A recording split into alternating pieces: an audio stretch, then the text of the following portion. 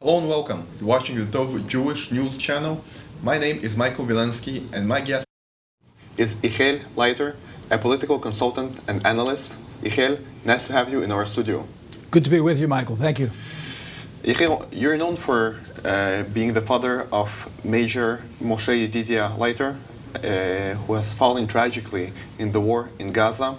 And you have written a letter to Secretary of State Anthony Blinken about American pressure on Israel. So, as we all know, America applies pressure to Israel and, kind of prevents us from really fighting the war in Gaza the way we want to. Could you please describe, first of all, what you have written in the letter? Well, together with my colleague and friend,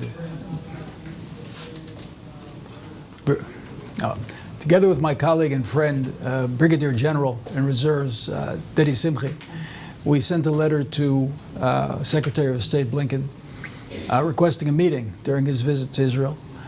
He has met with various sectors of the population during his frequent trips here, and we thought it important that he hear from fathers of fallen soldiers.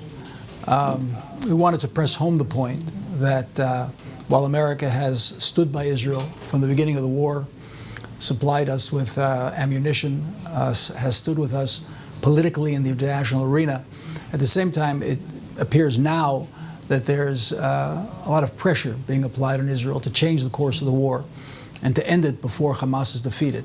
We wanted to drive home the message that this war must end only when Hamas is eliminated and not before that.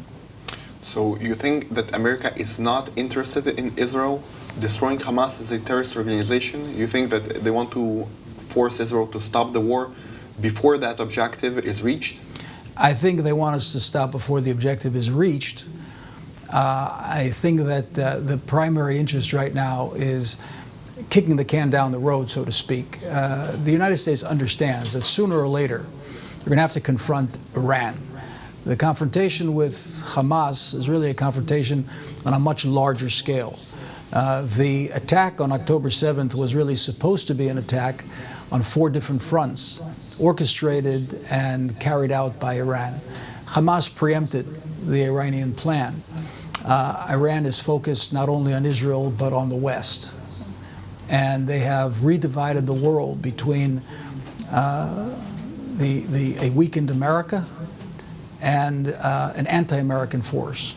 As we had in the Cold War, a block of democracy, capitalist societies vis-a-vis a block of communist, autocratic societies. That is no longer the case because of the end of the Cold War. What we have now is a regrouping of 2 blocks, a bipolar world of America that's been weakened and an anti-American force led by Iran and backed by China and Russia. So it's a much larger picture, and they don't want this confrontation in an election year. What do you think is the reason that America behaves the way it does towards Israel? Are there anti-Semites that are set in the American government and who are not interested in Israel winning the war? Or are there other reasons, like, for example, simply American interests not aligning with Israel's interests? Well, no. Much of our interests are aligned. What I said was that the U.S., this administration at the present time, is interested in kicking the can down the road. They don't want a major confrontation now because it's an election year. Israel has a different interest. It's called existence. And we can't afford to wait if we are interested in maintaining our sovereignty and life as a sovereign state in this region. We can't wait for an election process to take place in the United States, which is a year from now. The Hamas has to be defeated the same way the Nazis were defeated. There was no question after the Second World War there are no more Nazis. And the same way that ISIS was defeated. The United States didn't take into consideration an election process when it came to eliminating ISIS. We cannot take election issues into account when we're eliminating Hamas, because this is a war of survival. This is not a border issue. People make the mistake of thinking that this has to do with having the residents of Sderot and Ofakim go back to their homes. This is much more than that. Hamas didn't attack Sderot and Ofakim. They attacked the state of Israel as a whole. And the people of Tel Aviv and Jerusalem are as threatened as the people of Sderot are threatened. This is an existential battle. and therefore Hamas has to be defeated. But let me make one extra point, an important point. This is also a battle against an idea, the postmodern idea that there's no such thing as objective truth, and there's no such thing as objective morality. And that's why you see so many people inverting reality. You know, the presidents of universities in the United States that can't condemn genocide, calls for genocide against Jews, or the Hague taking Israel to court on issues of genocide. I mean, it's just an inversion of reality. Our battle in Gaza is a battle to say there is such a thing as objective truth. We are on the true side, we are on the moral side, and Hamas is on the evil side, together with Iran. And that has to be defeated. Yechiel, you're also a political analyst, and right now you've said some very, important messages that people in the West should hear. But do you feel that the public opinion in the US has been changing about the war in Israel? Are they taking Israel's side more and more now? Or in what direction exactly is the public opinion in America and the West changing? Well, the Palestinian supporters, Palestinian Arab supporters have been very successful in swaying Western opinion. And much of this has to do with the fact that Israel has not pressed its case, and also has to do with the fact that there's this, as I said before, inversion of reality due to a postmodern mindset that has taken over academia. So you have many mid-level officials in Washington who are products of the academia that has gone in this direction. And we have to start turning the tide. There's no question about that. But at the final analysis, Israel can't determine its existence based on public opinion. We have to do what we have to do for our existence. And hopefully we'll work towards swaying public opinion in our direction. We have to work at that, much harder than we've done in the past. Nevertheless, we see that in the US, for example, 50% of the Gen Z of my generation is not quite sure whom to support. 50% are pro-Israel and 50% are pro-Hamas. Not even pro-Palestine, which you could portray in some way, in some distorted way, as the right side, but actually for Hamas. How would you explain that such a big chunk of my generation in the West, in America, is so disconnected from reality and doesn't understand who is the right side and who is a genocidal Islamist organization? Well, it has a lot to do with the cultural trends in the United States that are not necessarily related directly to Israel and Hamas. I mean, we have a society where a large chunk of society can't distinguish between male and female. I can't possibly expect them to distinguish between good and evil in Israel and Hamas. There's a lot of moral confusion in the West right now that has to be contended with, and we have to make the point very clear. Sometimes you have to repeat the truth ad nauseum. Just keep repeating it. It takes more time than lies. So we have to make that effort. We have to drill the points home. We have to get to every community, every Jewish community, and every non-Jewish community everywhere in the West, and explain what the miracle of the State of Israel is. We are, my son, who fell at the beginning of the war, when he led the division of commandos into Beit Hanun, was the Point Squadron commander. Okay? Israel is very much like the Point Squadron. We're the Point Squadron commander. We're leading the West in this battle for civility, for basic Judeo-Christian values. And we have to understand, first of all, we have to understand that that's our role, and we have to appreciate that role in order to fill that role. If we appreciate it more, the world at large will appreciate our role as well. You were talking about the Hasbara, the Israeli, let's call it propaganda in the West, and how to make our case in the West. Well, it's not propaganda. It's just enunciating the truth, telling the truth. Yeah. Spreading our message. Yeah, spreading a message. What strategic changes would you make to the Israeli Hasbara in the West to really hit home the points we want to make? How would you change our Hasbara efforts? Well, it's a good question. We have to first of all go on the offensive. We're constantly playing defense, and it's time to follow the lead of our antagonists who are constantly going on the offensive against us. And we have to pick up the ball, we have to take the initiative and go after them, whether it's on college campuses or in the media, and not be shy, not be bashful, but tell the truth, kind of a respectful but in-your-face manner. We have to stop being apologetic.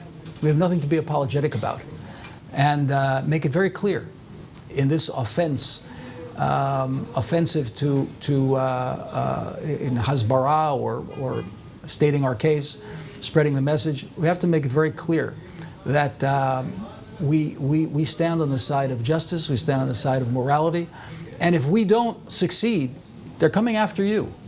They're coming after the West. This is an ideological, this is an ideational battle. And we're out there in front. And make no mistake, at the time of the Cold War, there were those in the West who also thought that there was not a real threat. And these were just simply academic ideas. But no, let's not underestimate the enemy. They're coming after Western civilization full force. Take it at face value. They mean what they say. Yechiel, so as we all know, unfortunately in the West, we don't only have to persuade non-Jews to make our case to non-Jews, but there are also Jews in the West who are anti-Israel, and a big chunk of them, for example, in America, right? How would you explain that? Why don't these people understand that Hamas just killed 1,400 of members of their own people, and there could have been as well in their place? How can you describe that fact and make us understand what's really going on with those people? Well, first we have to understand that it's nothing new. Throughout the course of Jewish history, there have always been groups of Jews that are embarrassed to be too identified with the course of Jewish history and think that by melting away Jewish values and Jewish identity, anti-Semitism will go away. They're wrong. They should have been proven wrong 80 years ago in Europe, where there were no separate ovens in Auschwitz for the apologetic Jews who tried to mix in and be Germans. So it's not a new phenomenon, and we have to address it. And the way to address it is to emphasize the positive, to emphasize Jewish identity, to put more focus on Jewish education, not Holocaust education. I mean, just think about the billions of dollars that have been spent on Holocaust education and look at the utter failure of that type of education. We have to put the focus on Jewish identity, on Jewish pride, on Jewish knowledge, on the accomplishments of the Jewish people, the contribution of Judaism to the world, and focus on that, and we'll be more successful in stemming the tide of Jews choosing not to identify with Israel and with Judaism and the Jewish people. For the end of our interview, I want to ask you as a political analyst, right? So we see that Israel has now some problematic relations with America, that America is not quite on Israel's side, and they're pushing many agendas that are destructive for Israel, like, they're pushing to pressure Israel to allow a two-state solution, to allow the Palestinian Authority, a terrorist organization basically, to enter and rule Gaza, which we have just liberated with the bodies of our soldiers. Do you think that Israel should kind of disperse and diversify its dependence on America, on other countries? What I mean by that is, as you know, in the stock market, you don't only invest in one stock because it makes you very dependent on that stock's success, right? Should Israel kind of spread out its dependence on other countries and not only be dependent on America? There's an awful lot to clarify in your question. First of all, I don't think we're dependent necessarily on America. And we are certainly attempting to diversify and be on good and friendly relations with other countries. But we have to be careful. America has not abandoned Israel. America is a friend of Israel. We have a disagreement now about how to conduct the future. And I think we have to focus on Israel's interests, not on critiquing America. Israel is not interested, must not be interested, in a quote-unquote two-state solution. That's been proven to be folly. It's a nonsensical. I mean, people repeat the same thing by rote. Could you imagine if we would have gone in that direction? years ago, what October 7th would have looked like. So we would have had the same thing translated into Kalkilia and Kfar Saba and Jenin and Afula.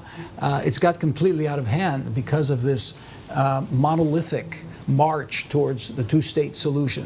We have to make it very clear. There has to be thinking out of the box. There's going to be no two-state solution. It's not a solution. There's going to be no two-state for the next few generations. And we have to, conduct our business among friends. We have to tell the United States we're going to act in our interests. But let's not confuse the issue. The United States is a friend of Israel, has stood by Israel diplomatically around the world. At the same time, we have other allies. We have to embellish the relationship that we have with other allies and strengthen the relationship with the United States. And I think that when you are clear and on message and strong, the United States will be clear on message and strong together with us. Yechiel, it has been a pleasure to interview you, to speak to you, and to hear your insight on the Israel-American relations. Thank you also to all of our viewers that saw this amazing interview. Please don't forget to subscribe to us on all of our social media platforms and on our WhatsApp group. Thank you again, and have a nice day.